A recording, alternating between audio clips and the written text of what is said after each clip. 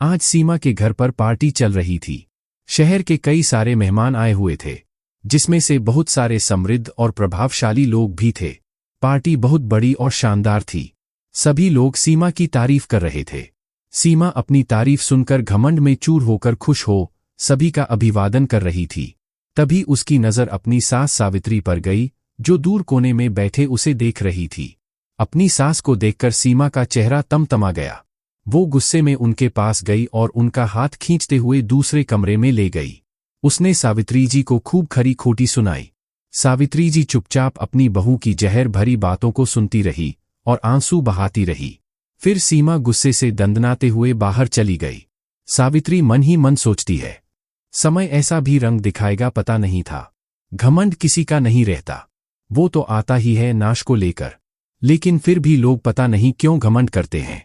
सोचते सोचते सावित्री जी अपने पुराने दिनों में खो गई। घड़ी में रात के 2 बज रहे थे। सड़कों पर मरघट सा सन्नाटा पसरा था। कुत्ते कभी भौंकते तो कभी बिल्कुल खामोश हो जाते। घरों की लाइट ऑफ थी और लोग गहरी नींद के आगोश में थे।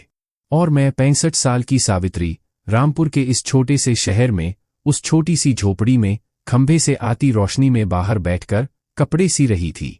मेरी बूढ़ी आंखों में नींद थी। मेरे हाथ थक भी रहे थे, लेकिन मुझे रुकना कहाँ था। हालांकि कुछ देर बाद नींद मुझ पर ज्यादा हावी होने लगी तो मैं उठकर गई और अपनी आंखों पर पानी के छींटे मारने लगी।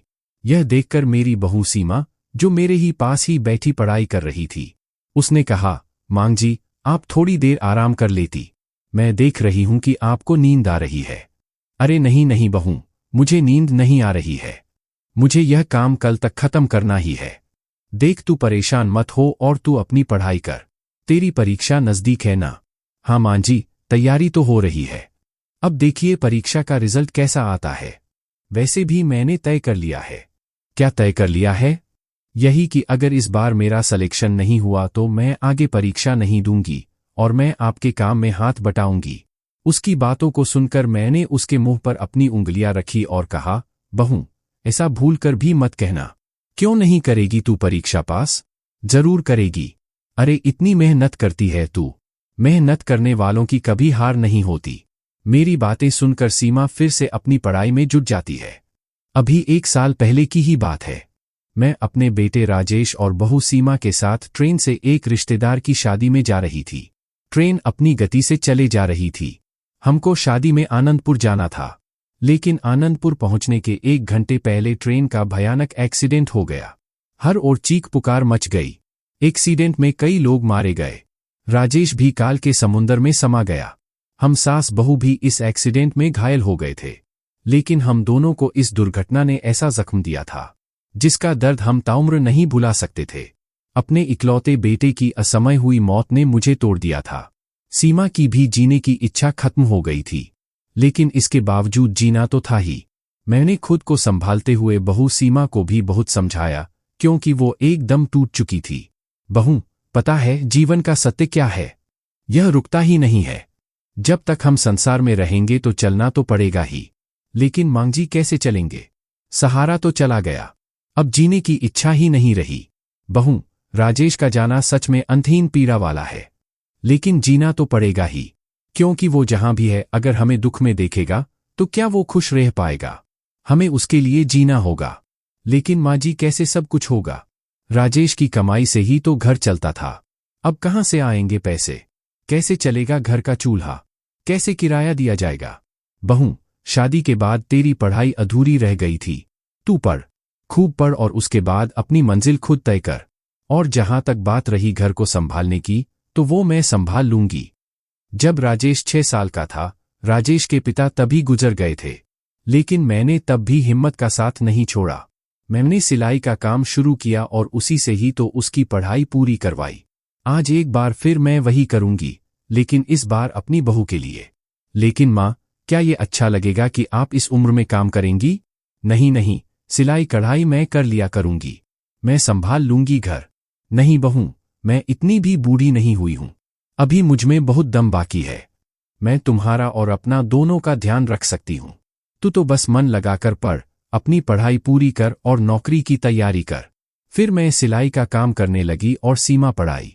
उसकी कॉलेज की फीस, किताबें, कॉपियां, नोट्स, घर का खर्चा चलाना, सब कुछ मेरे ही कंधों पर था। इसलिए मैं खूब मेहनत करती। धीरे धीरे मेरी तपस्या और सीमा की लगन के कारण उसने एमए की परीक्षा फर्स्ट क्लास में पास की। पढ़ाई पूरी करने के बाद सीमा नौकरी के लिए परीक्षा देने लगी, लेकिन हर बार 1 या 2 नंबर से उसका सिलेक्शन छूट जाता। एक बार तो वो इंटरव्यू तक पहुंच गई थी, लेकिन फाइनल में उसका सिलेक्शन नहीं हुआ। इसलिए सीमा थोड़ी परेशान और हताश सी हो गई थी, और वो अब और परीक्षा नहीं देना चाहती थी, क्योंकि परीक्षा के फॉर्म भी तो महंगे आते थे। जब मैं हूं तो फिर चिंता किस बात की बहू? तुझे बस अपनी मंजिल पानी है, हौसला नहीं छोड़ना है। क्योंकि हौसले को जिसने छोड़ा, मंजिल खुद व खुद उसकी नजरों से ओझल हो जाती है। आखिरकार सावित्री के विश्वास और सीमा की मेहनत का फल कुछ इंतजार के बाद मिल गया। सीमा का चयन सरकारी ऑफिसर के पद पर हो गया। उस दिन तो सावित्री सीमा को पकड़कर इतना रोई कि सीमा को कहना पड़ा, माँ जी, अब तो हमारे दुख के दिन खत्म हो गए। आपकी तपस्या का फल आपको मिल गया। फिर आपकी आंखों में इतनी सारे आंसू क्यों? सावित्री बोली, बहुत दिनों से ये आंसू जमा थे बहू। ये सब्र के आंसू हैं, और जब सब्र में खुशी मिल जाती है ना, तो फिर ये आंखों के पोरों का बांध तोड़ने पर उतारू हो जाते हैं। आज मैं बहुत खुश हूं। ऐसा लगा कि सावित्री जी और सीमा की जिंदगी में सब कुछ ठीक हो गया। लेकिन जिंदगी एक और अध्याय लेकर सावित्री जी के सामने खड़ी होने वाली थी। जिस बहू के लिए उसने दिन और रात की परवाह नहीं की, रात दिन मेहनत की, वो बहू अब बदल गई थी। घमंड उसमें कूट कूट कर भर गया था। अपनी अफसर की नौकरी के आगे वो किसी को कुछ नहीं समझती। ऑफिस में भी लोगों से बदतमीजी से बात करती, काम के बदले घूस भी मांगती, और नहीं देने पर उन पर अपना रौब जताती।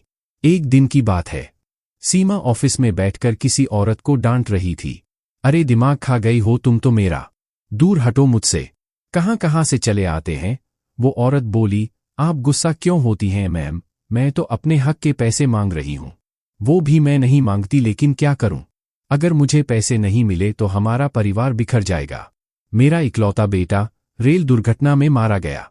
वो अकेला कमाने वाला था मेरे परिवार में।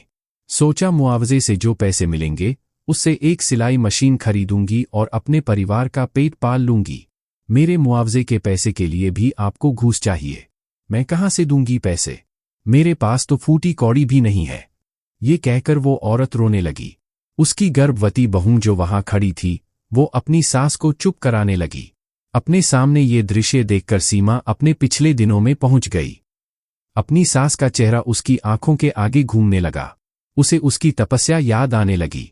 ना चाहते हुए भी उसकी आंखों से आंसू का सैलाब बाहर निकल आया।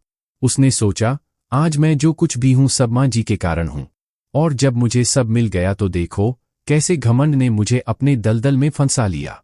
मां जी को नीचा दिखाया, जरूरतमंदों को नीचा दिखाने लगी। ये सब क्यों करने लगी मैं? मुझसे गलती हुई है, भारी गलती। मुझे ये गलती सुधारनी है। फिर सीमा ने उसके मुआवजे की फाइल तुरंत पास की और ऑफिस से अपने घर को निकल गई। घर पहुंचकर वो सीधा अपनी सास के कमरे में गई।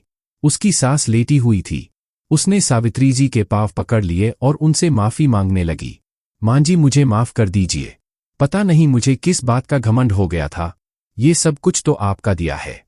आपके चलते लोग मुझे जानते हैं।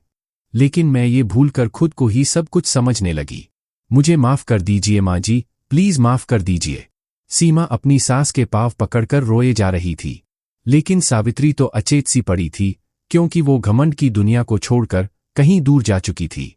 सीमा को जब अपनी सास के गुजरने का पता लगा तो रो रोकर उसका हाल बेहाल हो गया।